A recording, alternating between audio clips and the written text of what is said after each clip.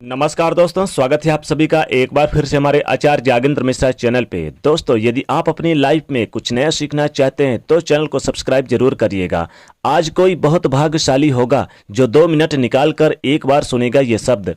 आज के दिन इस मंत्र को जो भी सुनेगा उसके जीवन के कष्ट कम हो जाएंगे। एक ऐसा मंत्र जिसको आप सोते उठते बैठते जागते खाते पीते कभी भी कर सकते हैं। और ये मंत्र शिव जी का मंत्र है जिसको हम शाब्दिक मंत्र भी कहते हैं। जगत जननी पार्वती ने एक भूखे भक्त को श्मशान में चिता के अंगारों में रोटी सेकते देखा तो उनका कलेजा मुंह पे आ गया। दौड़ी दौड़ी अवधाधानी शंकर के पास जाती हैं और कहती हैं, भगवान मुझे ऐसा लगता है कि आपका हृदय बहुत कठोर है, अन्यथा आप भक्तों की दुर्दशा देखकर भी आप पिघलते क्यों नहीं। अब ऐसे में उनको कम से कम भोजन का उचित व्यवस्था ही तो कर दें। आप देखते नहीं बेचारा भर्तरी है, अपनी कई दिनों की भूख मृतक के पिंडदान के दिए हुए आटे की रोटी से बनाकर शांत कर रहा है। महादेव ने हंसते हुए कहा, शुभे, ऐसा भक्तों के लिए मेरा द्वार सदैव खुला रहता है, पर वह आना ही कहाँ चाहता है। यदि कोई वस्तु भी दी जाए तो उसे स्वीकार नहीं करता, कष्ट उठाते रहते हैं। फिर ऐसी स्थिति में तुम ही बताओ मैं क्या कर सकता हूँ।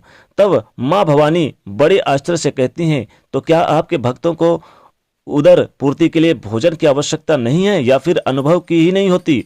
तब भगवान शिव जी कहते हैं, अगर परीक्षा लेनी है तो जाकर परीक्षा ले लो, क्योंकि परीक्षा लेनी तुम्हारी पुरानी आदत है। अगर चाहो तो ले लो, विश्वास ना हो तो तुम स्वयं ही जाकर पूछ लो, परंतु परीक्षा में सावधानी जरूर रखना। भगवान शंकर कहते कि माता पार्वती भिखारी का भेष बनाकर भर्तरी के पास पहुंचती है और कहती हैं, बेटा मैं पिछले कई दिनों से भूखी हूं, क्या मुझे कुछ भी खाने को दोगे। तो भर्तरी कहता, अवश्य माते, देंगे। केवल 4 रोटियां सेकी थी और उनमें से 2 रोटियां माता के हाथों में दे दी। शेष 2 रोटियां खाने के लिए आसन लगाकर तमाम उपकरण करने में लगा कि भिखारिन बनी माँ पार्वती फिर से दीन भाव से निवेदन करती है, बेटा इन 2 रोटियों से कैसे काम चलेगा। मैं अपने परिवार में अकेली नहीं हूँ, एक बूढ़ा पति भी है, उसे भी कई दिनों से खाने की नहीं मिली है। अब भर्तरी ने वो दोनों रोटियां भी भिखारिन के हाथों में रख दी। उन्हें बड़ा संतोष मिला, इस भोजन से मुझसे भी अधिक भूखे प्राणियों का निर्वाह हो सकेगा। और उन्होंने कमंडल उठाकर पानी पिया, संतोष की सांस ली और वहां से उठकर जाने लगा। तभी आवाज सुनाई दी, बस कहाँ जा रहे हो। भर्तरी ने पीछे मुड़कर देखा तो माँ पार्वती दर्शन देने के लिए पधारी हैं। माता कहती हैं, मैं तुम्हारी साधना से प्रसन्न हूँ, तुम्हें जो वरदान मांगना है मांग लो। प्रणाम करते हुए भर्तृहरि हरि कहता है, अभी तो अपनी और अपने पति की क्षुधा शांत करने के लिए आप मुझसे कि रोटियां मांग कर ले गई थी। जो स्वयं दूसरों की सम्मुख फैलाकर अपना हाथ पेट भरता है वह क्या दे सकेगा। ऐसा भिखारी से मैं क्या मांगूं। तब मां पार्वती ने कहा, अपना असली स्वरूप दिखाया और कहा, मैं सर्वशक्तिमान हूँ, तुम्हारी धर्मनिष्ठा से बहुत प्रसन्न हूँ, जो चाहो मांग लो। भर्तृहरि ने श्रद्धापूर्वक जगदम्बा के चरणों में शीश झुकाया और कहा, यदि आप प्रसन्न हैं माता तो वर दें कि जो कुछ मुझे मिले और उसे दीन दुखियों के लिए लगाता रहूं और अभावग्रस्त स्थिति में बिना मन को विचलित किए शांत पूर्वक रह सकूं।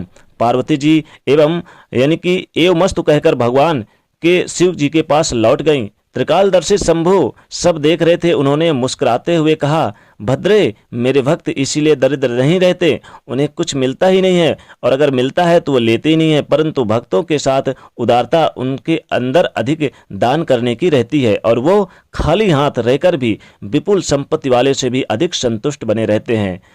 और दोस्तों, जो मंत्र आपको जपना है वही मंत्र आपको भोलेनाथ का मंत्र जपना है।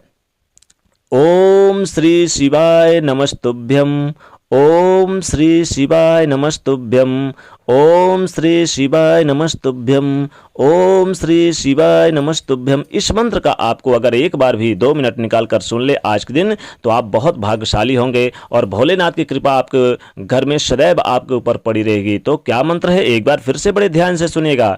ओम श्री शिवाय नमस्तुभ्यम, ओम श्री शिवाय नमस्तुभ्यम। इस मंत्र का जाप जरूर करें। हर हर महादेव।